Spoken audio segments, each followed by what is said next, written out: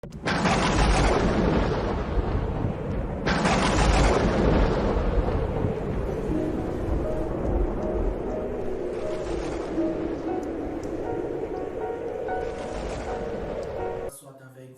et avec votre esprit. Évangile de Jésus-Christ selon saint Marc. Gloire à toi, Seigneur. En ce temps-là, un lépreux vint auprès de Jésus, il le supplia, et tombant à ses genoux, lui dit, « Si tu le veux, tu peux me purifier. » Saisi de compassion, Jésus étendit la main, le toucha et lui dit, « Je le veux, sois purifié. » À l'instant même, la lèpre le quitta et il fut purifié. Avec fermeté, Jésus le renvoya aussitôt en lui disant, « Attention, ne dis rien à personne, mais va te montrer au prêtre et donne pour ta purification ce que Moïse a prescrit dans la loi. Cela sera pour les gens un témoignage. » Une fois parti, cet homme se mit à proclamer et à répandre la nouvelle, de sorte que Jésus ne pouvait plus entrer ouvertement dans une ville, mais rester à l'écart, dans des endroits déserts. De partout, cependant, on venait à lui. Acclamons la parole de Dieu. Louange à toi, Seigneur Jésus. Si dans notre méditation d'hier, nous avons pris comme modèle, comme exemple, la belle-mère de Pierre, celle-là qui a donné une action de grâce, une réponse à Jésus, une réponse avec des œuvres. L'évangile d'hier disait, elle se mit à les servir. Aujourd'hui, nous voyons juste le contraire. Et ce n'est pas le geste d'ingratitude le plus grave face à Jésus dans les évangiles. Mais les conséquences ici sont graves. L'évangile dit de sorte que Jésus ne pouvait plus entrer ouvertement dans une ville. Il ne pouvait plus prêcher, il ne pouvait plus annoncer la bonne nouvelle. Pour avoir fait un miracle, il ne pouvait plus entrer dans des villes, du moins ouvertement. Nous sommes en plus devant un miracle de quelqu'un qui a de la foi, de quelqu'un qui croit que le Seigneur peut le purifier. Le lépreux dit à Jésus, si tu veux, tu peux me purifier. Il avait foi. Et autre chose, nous sommes devant une personne humble. Il demande à genoux, il n'exige pas. Il demande un miracle, mais à genoux. Donc un miracle qui apparemment réunit toutes les conditions, du moins de la part de celui qui demande. Quelqu'un qui a la foi, quelqu'un qui demande avec humilité à genoux, quelqu'un qui n'exige pas et qui croit que le Seigneur peut réaliser ce miracle, que le Seigneur a le pouvoir. Mais pourquoi ce texte lépreux ne respecte-t-il pas le commandement, la recommandation que le Seigneur lui donne après sa guérison? Il est possible que, avec la joie de la guérison, qu'il ait perdu les nerfs, qu'il ait perdu le contrôle sur la joie, et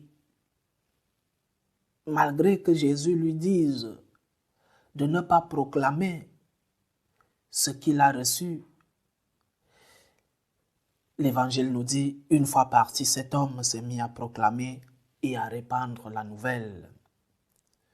Nous pouvons aussi penser que ce n'était pas pour faire du mal à Jésus, mais il a causé du tort. Maintenant, pensons à nous, nous qui avons la foi, nous qui voulons suivre le Seigneur, nous qui prions chaque jour, nous qui demandons des miracles ou des grâces du Seigneur chaque jour, quand nous les recevons, que faisons-nous des dons reçus? Que faisons-nous de la grâce de Dieu? Que faisons-nous des dons que Dieu nous donne? Quelques exemples, la vie. Certains sont déjà en âge avancé, d'autres commencent. Que faisons-nous du don de la vie? Ta vie n'est-elle pas un don de Dieu? Ta vie n'appartient-elle pas à Dieu? Mais la mets-tu à son service? Non pas ce que j'aimerais faire, mais ce que Dieu veut que je fasse. Nous posons-nous la question de la volonté de Dieu dans nos vies. Seigneur, que veux-tu que je fasse? Pas ce que j'aimerais faire, mais ce que Dieu veut que je fasse. Que faisons-nous du don de la vie que nous avons reçue gratuitement? C'est un don, un immense don, sachant que ce que Dieu veut pour nous est bon. Posons-nous la question, chers frères et sœurs, que fais-je du don de la vie que j'ai reçu gratuitement? Est-ce que je mets ma vie au service du Seigneur? Un autre don, la famille, c'est un grand don, un immense don. Malheureusement, beaucoup de personnes n'ont pas eu la chance d'être nées ou de vivre dans une famille, disons, normale, un papa, une maman et des frères. Il y a tant de situations tragiques qui amènent à certaines personnes de ne pas avoir une famille normale. Mais ce que tu as, celle que tu as, est un don. Ne devrais-tu pas aussi la mettre au service de Dieu, c'est-à-dire prendre soin d'elle? Prends soin de ta famille, c'est un don que le Seigneur t'a donné. Elle n'est peut-être pas la famille idéale, la famille que tu aimerais avoir, la parfaite, mais demande-toi toi aussi, es-tu monsieur parfait? La famille est un don. Prends soin de ta famille, mets-la au service du Seigneur. Un autre don, la culture. Beaucoup n'ont pas pu faire de grandes études. Toi qui as eu la grâce d'avoir plus ou moins une culture, petite ou grande, ne devais-tu pas la mettre au service du Seigneur? Ou alors tu passes le temps à se moquer de ceux-là qui ne sont pas cultes, de ceux-là qui ne sont pas instruits comme toi. Aujourd'hui, nous les jeunes qui savons plus ou moins manipuler les NTIC, nous nous moquons de cela, de ces personnes âgées qui n'arrivent pas à allumer un téléphone, un ordinateur.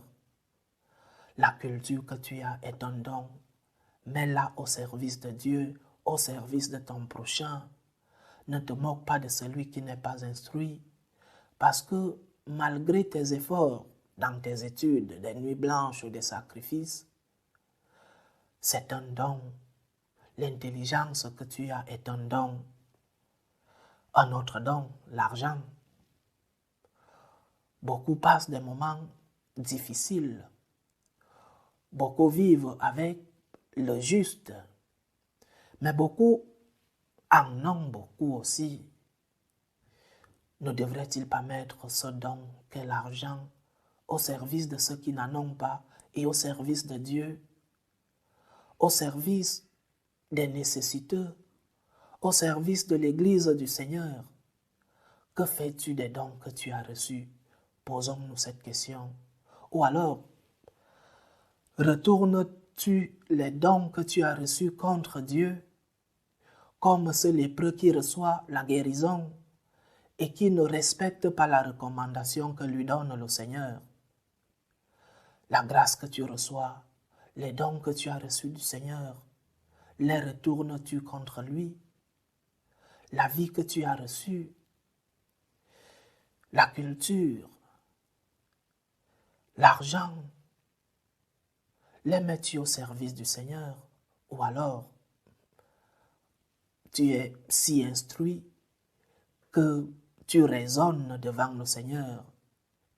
Le mystère n'est plus possible dans ta vie parce que tout est scientifique. Tu veux raisonner, même les situations les plus mystérieuses de la vie, tu es en train de mettre le don de la culture contre Dieu. Tu retournes le don que Dieu t'a donné contre lui. L'argent, qu'est-ce que nous faisons avec l'argent que Dieu nous donne? Nous passons notre temps à le mettre au service des choses qui ne sont pas importantes. Ceux qui en ont beaucoup investissent beaucoup d'argent pour créer des situations de tension dans le monde, les achats des armes et tout. Que fais-tu du don de l'argent que tu as reçu? Le mets-tu au service du peuple de Dieu, au service des nécessiteux, au service de l'Église du Seigneur? Ou alors tu le retournes contre le même Dieu qui te l'a donné? Posons-nous ces questions, chers frères et sœurs. Les dons que j'ai reçus, la grâce que j'ai reçue de Dieu, est-ce que je les mets au service de ce Dieu ou alors je les retourne contre Dieu qui me les a donnés? Que Dieu nous fasse la grâce de pouvoir mettre les dons que nous avons reçus à son service et qu'il nous aide. Loué soit Jésus-Christ. À jamais.